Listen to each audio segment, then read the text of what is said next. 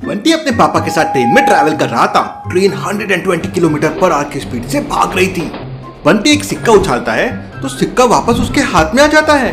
लेकिन अगले दिन बंटी वापस सिक्का साइकिल चलाते हुए उछालता है, लेकिन सिक्का पीछे गिर जाता है। अरे ऐसा कैसे? साइकिल भी मोशन में थी, ट्रेन भी मोशन में थी, लेकिन ट्रेन में सिक्का हाथ में आ गया और साइकिल में पीछे गिर गया। ऐसा क्यों? सोचिए सोचिए लॉजिकल आर्मी।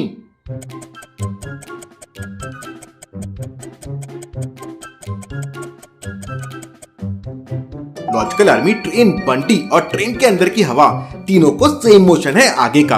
तो जब बंटी ने कॉइन फेंका तो उसमें भी वही मोशन था, इसलिए कॉइन उसके हाथ में आ गया। लेकिन जब उसने साइकिल चलाते हुए कॉइन फेंका तो वहां की हवा में वो मोशन नहीं था। तो कॉइन को आगे का मोशन तो मिला, लेकिन उसे हवा का फ्रिक्शन भी मिल गया, जिसके वजह से कॉइन उसी मोशन के साथ आगे नहीं बढ़ पाया और वो बंटी के पीछे गिर गया। सही था ना ये? चलिए अगली पहेली देखते हैं। एक ज्वेलरी शॉप में एक डायमंड रिंग चोरी हो जाती है। सिक्योरिटी गार्ड एक आदमी को पकड़ लेता है। शॉप मैनेजर उस आदमी से पूछताछ करता है तो वो आदमी कहता है ये रिंग तो उसकी वाइफ ने उसको दिया है। पहले ये रिंग उसकी वाइफ पहना करती थी, अब वो पहनता है। और वो फोटो दिखाता है। फोटो में दिखता है कि उसकी वाइफ ने सेम रिंग हाथ में पहनी रखी है। सब लोगों को यकीन हो जाता है कि आदमी सच बोल रहा है, लेकिन मैनेजर समझ जाता है कि वो आदमी झूठ बोल रहा है। क्यों लॉजिकल आर्मी? जब सेम रिंग उसके वाइफ ने पहनी हुई है तो मैनेजर को ऐसा क्यों लगा कि वो झूठ बोल रहा है? सोचिए सोचिए।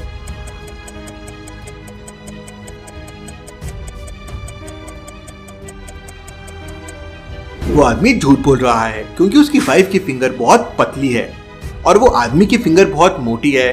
तो वो रिंग उसके वाइफ के हाथ में भी परफेक्ट सेट हो रही थी और इसके हाथ में भी परफेक्ट सेट हो रही है। ऐसा कैसे पॉसिबल है? मतलब ये दूसरी रिंग है, यही चोर है। चलिए अगली पहेली देखते हैं। टिंकू और मिंकू अपनी मम्मी के साथ डॉक्टर के पास हेल्थ चेकअप के लिए जाते हैं। डॉक्टर दोनों की हाइट, वेट और फिर बॉडी टेम्परेचर चेक करता है और फिर अंदर वाले रूम में कुछ मेडिसिन लेने के लिए जाता है। जब वो बाहर आता है तो उसके टेबल पे रखे जूस का ग्लास खाली होता है।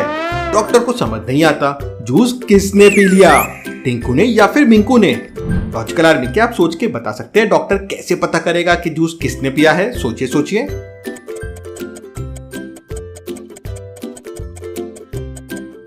अभी अभी डॉक्टर ने टिंकू और मिंकू दोनों का वेट चेक किया था।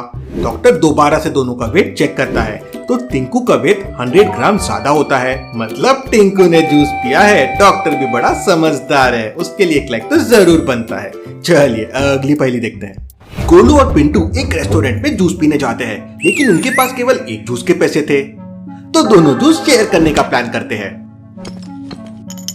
पहले गोलू आधा ग्लास जूस पीता है और फिर पिंटू को दे देता है, लेकिन जूस पीते ही पिंटू की डेथ हो जाती है। लॉजिकल आर्मी, अब आप सोचिए और मुझे बताइए, जब जूस में जहर था तो गोलू को क्यों कुछ नहीं हुआ? सोचिए सोचिए।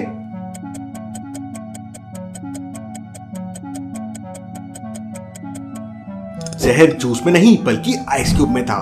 तो जब गोलू ने जूस पिया तब आइस पिघला नहीं था और जब पिंटू ने जूस पिया आइस पिघल चुका था, इसलिए उसकी डेथ हो गई। चलिए अगली पहेली देखते हैं। बंटी एक जैसी दिखने वाली 2 बोतल लेता है और एक बोतल में नॉर्मल पानी भर देता है और दूसरे बोतल में गर्म पानी भर देता है और दोनों बोतल को फ्रिज में रख देता है।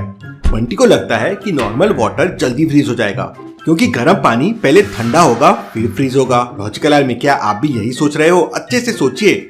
समय चाहिए तो वीडियो को पॉज कीजिए।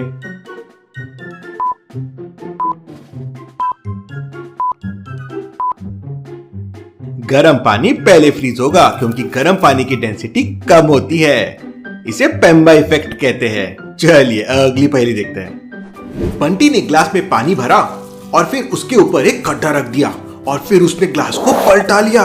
लॉजिकल आर्मी, क्या लगता है आपको, ग्लास से पानी गिरेगा या नहीं गिरेगा? अच्छे से सोचिए और मुझे आपका आंसर कमेंट करके बताएं।